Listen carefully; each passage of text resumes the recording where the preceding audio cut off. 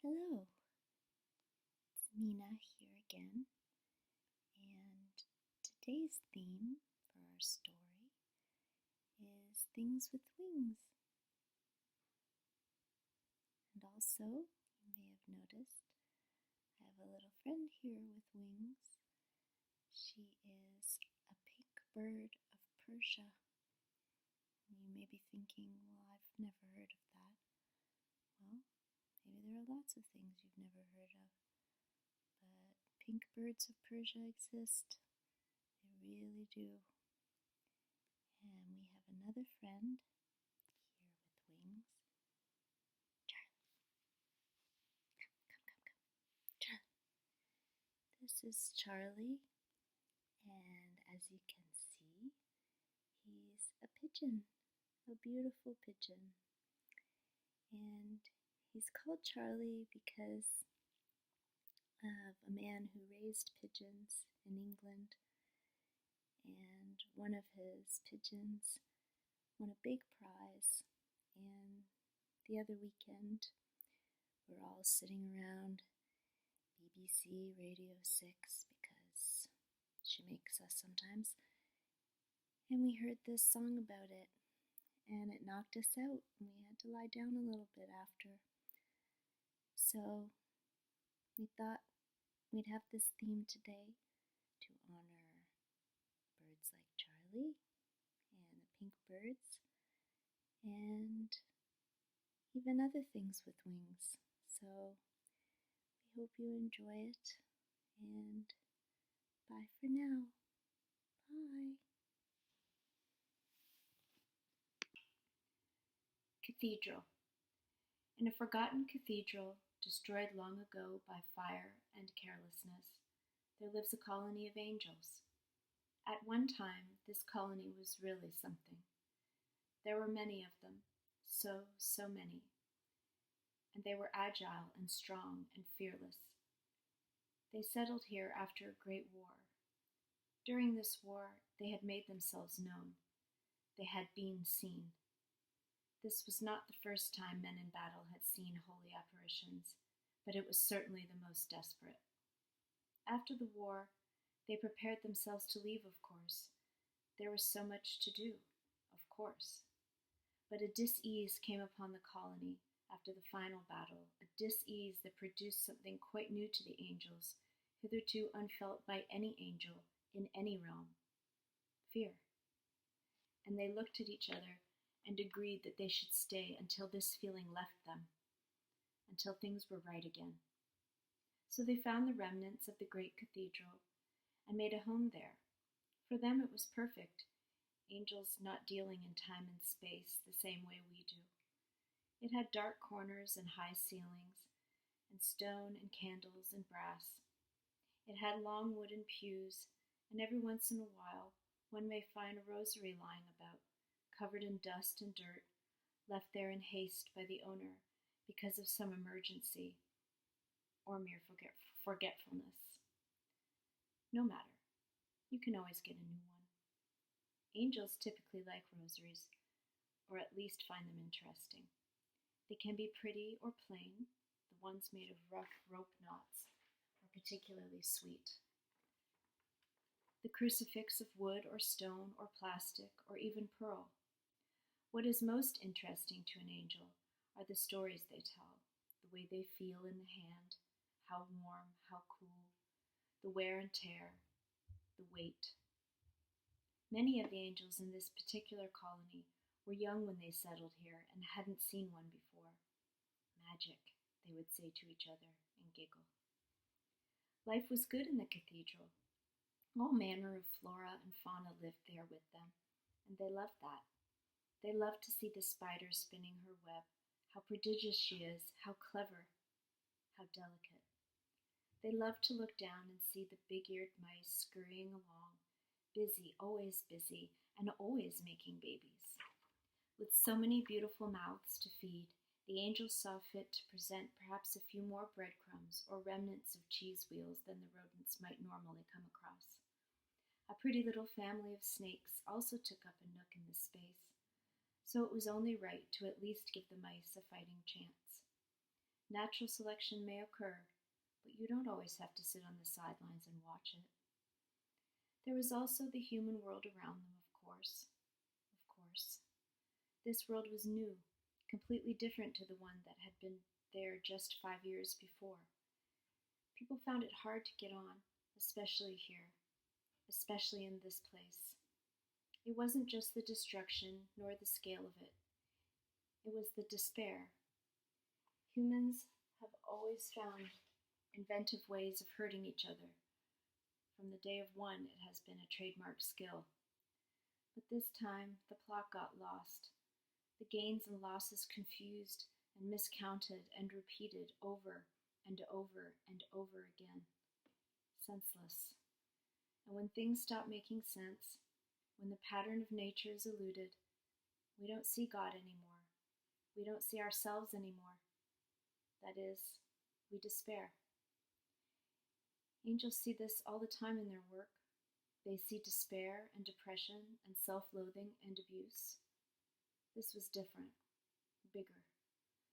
Times such as these are always difficult, but when there is an added element of evil, and this is rare, much rarer than the cynic might think, and that is why, once confronted, it is so damaging.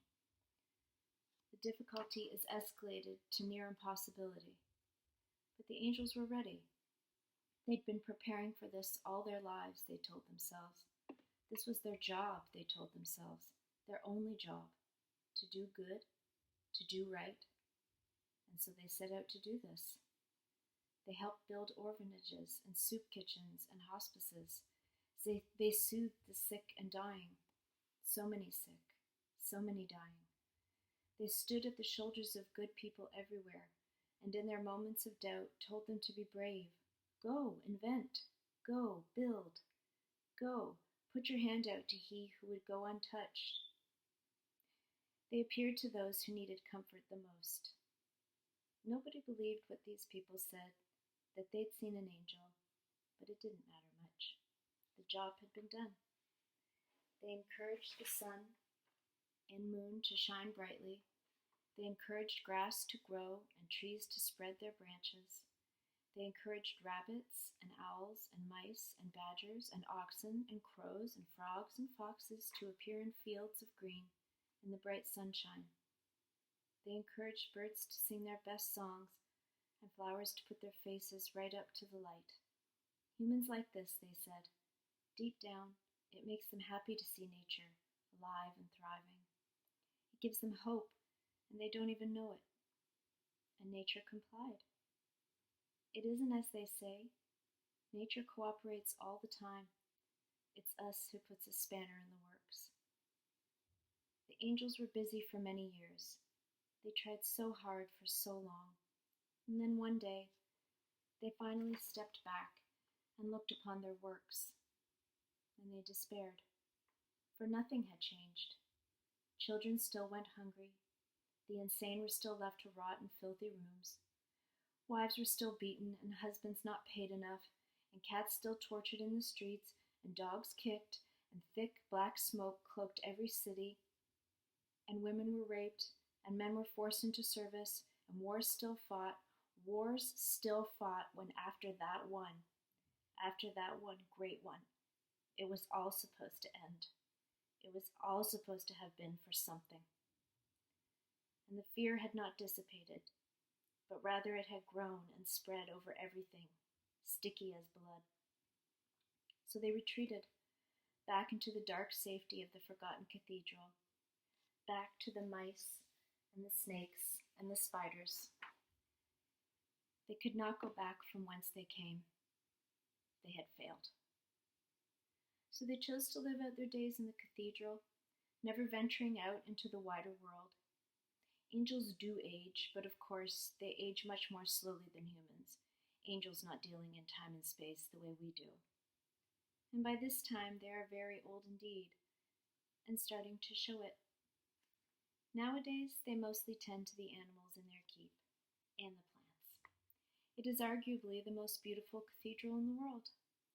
The hole in the roof keeps widening, and the rain gets in far more easily than it used to, but it barely affects the colony.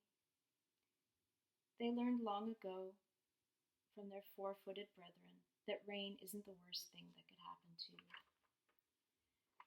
They don't fly much anymore, do as much to seclusion as to age, and when they do, it's very painful. Their skin is thin, thin like rice paper, and sometimes it peels away in delicate curls. They have learned to ignore this. They also take care of each other. The colony has always run on a co-op system because it is the most perfect. If one goes hungry, they all go hungry. If one feasts, they all feast. No one is left alone in her pain and misery. No one is ignored. All are celebrated. And when one is about to die, as happens more and more frequently in this little colony, they say their goodbyes for as long as they need to, then diminish with one last great flight into the sun. The sadness of this ritual is only mitigated by its beauty, as in all death. With the population dwindling and time suddenly quite quantifiable, the angel Agnes, her real name is unpronounceable in human language, one of the youngest in this elderly colony, makes a decision. She will go out into the world and see what's there. Her wings still work well, her balance is good, still got all her feathers. The others tell her she's crazy, that she may as well just stay on in the cathedral. She can't do anything now, at this age. She can't help all those people out there. She would do better to stay and care for the mice and the snakes and the spiders and the plants. She nods. She knows that they are right. But she still fears, maybe more than the others. She still has that fear, as strong as it ever was, all that time ago. She must see what's out there. So she sets off one morning from a jagged shingle of the caved-in roof and sails out over the city, gray and blue beneath her, while the sun shines gold and yellow above her. At this height, everything sparkles and the air smells clean, like lilacs and grass. She has missed this and takes an extra few moments up there, soaring alongside a hawk and smiling at all that lay below. She flies out further and further to the outskirts of the city. She circles downward and lands in a wood. She takes a few tentative steps, the ground unfamiliar to her now. She raises her nose and sniffs. She cocks her head and listens. She reaches out to a tree, its bark slipping off easily in her hand. She makes her way out to a clearing. The sun trickles down over it in sickly pale light. The trees stand still. She lifts her head and stumbles back onto her heels, her wings coming tightly around her. Oh no, oh no.